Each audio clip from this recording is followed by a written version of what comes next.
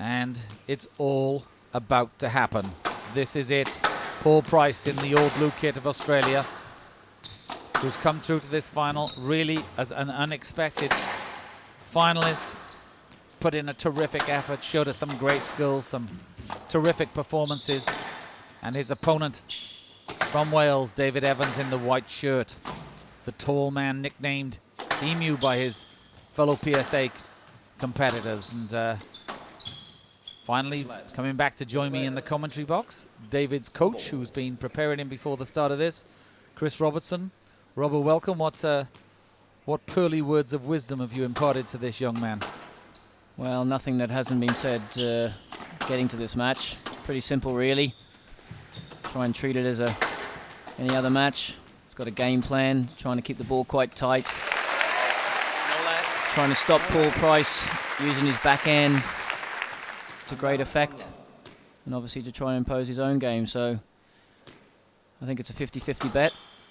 I'm a little bit biased, but I hope the Welshman wins. Well, there's a strong contingent of Welshmen in the audience who've travelled up to see David. And for both players, it has to be said that this is their finest moment, their greatest moment in sport, having both come through junior careers, etc. But this is the absolute pinnacle, a final of the British Open. And which one of them's going to be the hot guy today? And we see the Paul Price's backhand already work into effect, taking it off the back wall, and I think you'll find both these players will rally a lot up and down the backhand side. David's got a very strong backhand. Paul Price clearly has. Maybe not as good on the forehand side. And it's a case of who gets the control. As they've said in some interviews, court's cold, they want to get good tee position, have opportunities to attack each other. And it's going to be a very good contest, and I think there'll be a lot of shots going forward, which is always nice to see. Both players have been very complimentary about this new SRA court. It plays well, it looks good, it's great for our TV, and a welcome addition to the PSA Tour.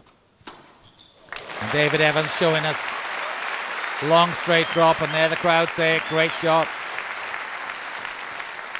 A similar shot that Paul Price played off the back wall. Both players showing each other that they've got the ability to put it away on that side. And this is a great new view for squash, looking through the front wall straight into the players' faces. Gives you an idea of the intensity of this game. And of course, at the moment, just getting into the feel of it. Beginning of this final, both players will have a few nerves they'll want to get rid of. Groove their game, and that won't take long to come. Very important for both players to get that length ball in there, get it nice and deep. Obviously, if the court's cold at the front of the court, it's pretty cold at the back as well. Doesn't bounce too much. If you can get a good length on this squash court, you get opportunities like that Paul Price couldn't take advantage of. Mike Corby there, Vice President of the World Squash Federation, from the right, please. Glancing at his book. 4-1. Man that's involved in getting squash into the Olympics. And Paul Price gives us a taste of his racket skills. Backhand, cross-court nick. 2-4. Score 2-4. So dangerous on that side. Clearly still has a lot of confidence in his ability even in the final. It's always a nice feeling to go for that nick off the serve and hit it. Not so good if you don't. But the server has something to say about that. You can make the serve more difficult, hit it down the middle, leave it at their head, just hit it where it's hard to put the ball in the neck. During this tournament, Robert, we've talked about the terrific racket skills of Paul Price, but let it be said, David Evans is no slouch. A real professor of length, I would describe him as. Yeah, I don't think he's as destructive as Paul Price. Paul Price really has a clinical finish to his game. David Evans still lacks that, probably at the highest level, but David can control the ball. He has a lot of deception, a lot of natural ability. He can hit it pretty tight sometimes as well. Well, there's your example. That too tight for Paul Price.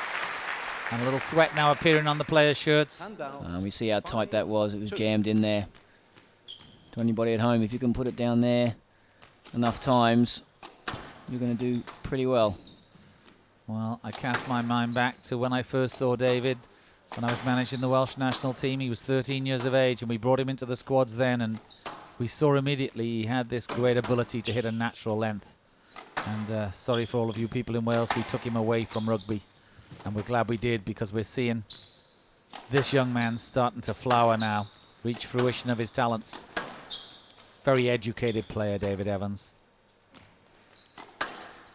Again, both players working hard to dominate length, trying to get some initiative. You can see the big plan from both players is there. Stroke to Evans.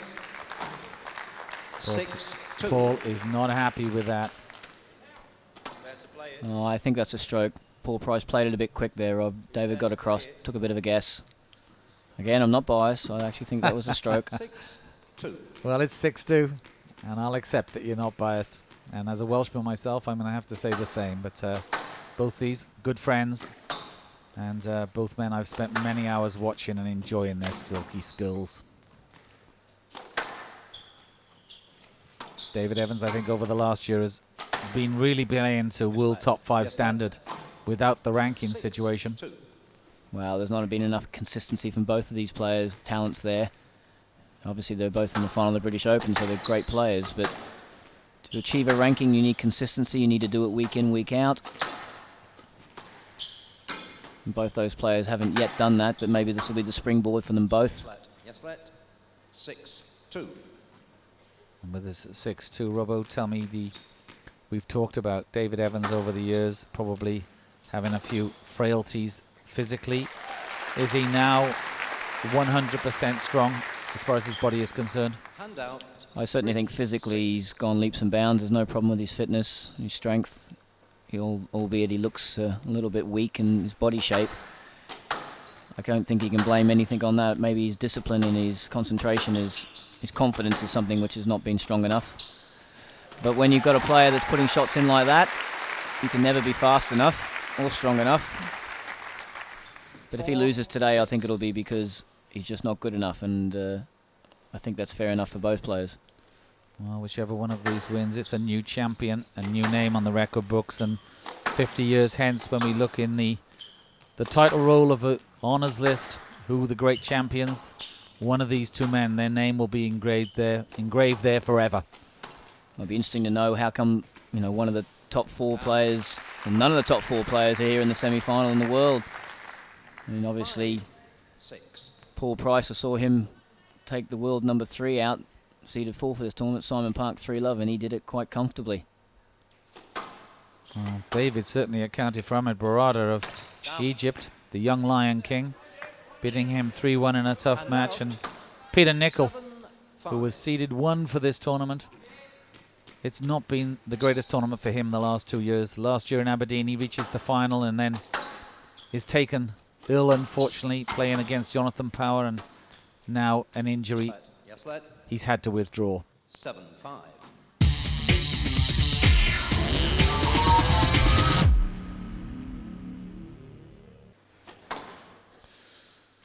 David preparing to serve.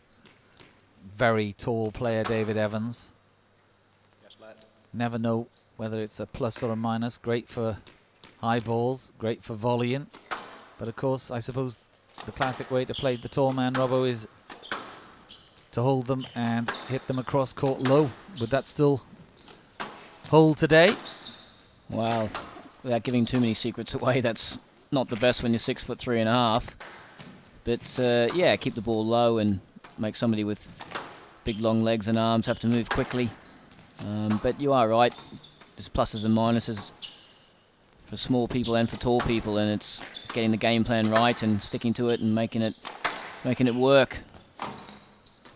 Physically, his opponent, Paul Price, very, very strong lower body. Tough character, could have played rugby. He's got that sort of physique. Well, he can do pretty much anything he wants with a squash ball when you give him the opportunity. Look at that for a lovely hold. He set it up so well. 7. And nothing separating these players now. 6-7, just 1 point in it. Again, both players, Robert, are really trying to get the error coming forward. They're trying to get the loose ball so they can show their racket skills. Yes, let. Paul Price again looking for a stroke. 7. to play it. It's debatable whether it is a stroke or not. It's quite close. Well, the referee making the point. Here we see it in slow Play it. motion. I think he can probably play that. At the end of the day, we prefer to see the rallies go on. And an error or winner be the end result, not a decision from the referee. Oof. How tight was that on the wall? Just managed to get it off, and Yes, lad. Yes, lad. left point. 6, 7. Bit Crowd tense. quiet now, Robbo. Yeah, everybody's quiet. Both players a little bit tense here. I think they both appreciate the importance of getting this first game. I know David's obviously a confidence player, likes to feel he's imposing himself and it's working, and Paul Price, well, he's clearly a man of great talent. Went the wrong way there, though. They talk about Dave Evans at the front with his disguise, and there's an example. Yeah, he thought he was going to drop it. Put the flick on the last second. Good pick up there from David. Use that long legs, that long reach. Down. Well, Balls down. that one's missed, and as I see him walk across the court, my memory 8. goes back to Stuart Davenport, a player in his ilk, I would have thought, young David Evans. Yeah, Stuart was very tall and very tricky, but just funny sideline there as Paul Price didn't have a clue where that one was going. But, yeah, but I have to tell Paul it doesn't really matter unless the guy hits it up. So And this camera angle is showing you just how big that bear pit is. well, again, is showing as well how soft that backhand drop is from Paul Price. You give him a little bit of height off the back wall, he's able to take it in short quickly, cuts the legs out from underneath the ball so it doesn't come much off the front wall. It really is nice to watch when he's hitting the ball well. Again, good response there from David, get it straight back. It's a good contest. Both players sweating profusely. Look at that shirt. There's a couple of pounds of honest sweat in that. And the same with Paul Price. David holds that ball for that little split second. For you connoisseurs out there, just watch this man's style. Keep your eyes on him for just a few rallies and watch how he holds it and then strikes it so neatly. Yes, he has a bit of a natural delay like John Power does Yes, lad. in his Yes, lad. swing. John Power has that ability to hold it and then flick through the line. Gets good length and difficult to read. There was room. And these young guys, they're not thinking of it at the moment. But a British Open final, one of them's going to be a champion. There's going to be some sponsors moved around after this, wanting to get their names on these guys' shirts. Yeah, good sign there though, Rob. Disputing from David. Always a good sign in terms of his temperament. Sometimes doesn't ask enough and query enough. I think he might be a little bit pumped up for this one. Now that was something you never suffered with, Robbo. I'd have thought the perfect coach for him to get him to become maybe a little bit more verbal. Well, I've tried over the years, but it's not the easiest thing to change in somebody. No harm in asking. Well, that's for sure. And this is good quality squash. Both players wanting that front of the court position. And that one not up from David. Yeah, it's a good contest on the backhand wall. Always was going to be the critical area. Out 9 all. David had good tee position there. Paul Price countered very well on that side, and I don't think it's unfair to say whoever really does win that backhand contest will go a long way to winning this match and being the new British Open champion, which is Yes, lad. Yes, quite an lad. unusual 9 thing to all. say when people are seeded 11 and 14 for the tournament. But it's been a tournament full of upsets and surprises. And they say the cream comes to the top, and in fairness, these guys have beaten everybody put in front of them. And they've got a whole new pile of supporters egging them on. Certainly David will have probably the local British vote, and in the nicest way, whenever Paul Price is in a court, the ladies seem to gather, so maybe he'll get the floating female vote. Yeah, it's not been unfair. Dave's the tallest, but he's not the best looking out of the two, I don't think. Well, you're his coach, you can say that. But He's if he got his does- own girlfriend there in any case. Katrina will be shouting David on.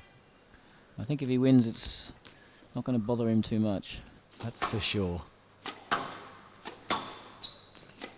This backhand wall is taking a bit of a hammering. And David Evans' hand was up before that. And David Evans not known for histrionics. Hand out. 10-9. Query on the ball there from David. Clearly a stroke. Paul Price back in his line. 10-9. Stopped him from hitting a winning shot. And I'll tell you what, we're talking big time pressure now. 10-9, first game British Open. Both players never been here, never been close to this position, Robert. It really is about settling down and just putting all the work and all the planning into operation. Well, I wondered if David should have asked on that. He played it naturally. It was very close to Paul's body, but the rally continues and it's a good one. And he won't be happy he's missed that long straight drop. Forehand side, you'd expect to make that 9 out of 10. Well, he hit a good drop shot in. It was a good pickup from Dave. 11-9. He's asking if it was a pickup and he's saying it was all right. But then it's a good drop. Yeah, it's a good pickup, I think. Paul Price thinking about it a bit. He waits and just tins out. In fairness to David, never seen him take anything that wasn't his. Very fair player on the court. Well, as both of them are, in fairness. Down. And from control position, at a vital time in this first game, Paul Price makes a basic error. Well, it's a carbon copy, isn't it, really? 9. Total control. Forehand drop. Let him down. I hear some Welsh accents in the crowd getting behind this man. David Evans from Pontypool, the famed home of the Pontypool front row, a hotbed of Welsh rugby. And alongside the rugby stars now, they have another star. And he's entitled to as much glory as possible because British Open finalist. Well, that's pretty big, and yet possibly British Open champion. We'll see. Oh, drop and counter drop. Oh, he's lucky to get away with that. I think you stood on that ball a bit there, David. On the right, please. Paul Price read it very well, got in there quickly. Didn't have a chance of hitting it. Here we'll see it in slow motion. Not the best drop. Oh, that's a stroke. I think he's lucky there to get away with that. Well, Paul didn't have the run of strokes in the semis, but he's still here in the final. And I've been impressed by his whole demeanour on course. He's just got on with it. And he always seems to come back with some crashing shot. There's another example. Well, I've been impressed with his 10, ability 12. to respond, but also to kill the ball from any position on the squash court. It really has been something that he's done with consistency. And I don't think people understand how difficult it is to kill the ball and the angles and the tightness that these players are hitting it. And now 10-12 in the first game. Both players into double figures. Yes, lad. Yes, lad. Paul Price 10, not 12. reading it the same as the referee. He feels it's a stroke. He feels he couldn't make the swing. No, it was going away when you would have got it. The ball was going away from you when you would have Here hit we it. see it. Well, I think that's a pretty good decision. By the time Paul realised where it was going, probably gone past him a bit. See, we can just see that there. It's a little bit 10, away from him. 12. Well, whatever we think, the score stays 10-12. And these men in the hot seat, well, I think they've had a good tournament. They've been consistent all week. It's probably one of the most difficult sports in the world to oversee, and I know they're easy to throw blame at, but I think they do a great job overall. Again, good response from both players. Good length, working the channel well, trying to find the opportunity. And this is a good rally building up. Lots of thought, lots of brain effort, a lot of sweat coming into it. Well, just as you said that, Paul Price went for the off forehand cross-court nick. Yes, lad. 10, 12. And just what the players both need, though, Robert. They need a longer rally. They need to settle down. There's obviously a fair bit of nerves still flying around, and the closeness of the scores adds to that. And when in doubt, hit the thing to the back of the court. Well, that's good advice at all levels. And this first game is really starting to bubble now. Oh, there it is again. The boy can hit them. I'll tell you what, if he was sponsored for every one of them this week, he'd be doubling his prize money. Look at that. Really is a classy shot. He's a tough Aussie. Body shape of a small Chris Dittmar, I suspect. And he was a bit of a magician with a racket as well. Well, if he ends up being half as good as him, mind you, I don't think Chris Dittmar would have put that one in the tin in his heyday.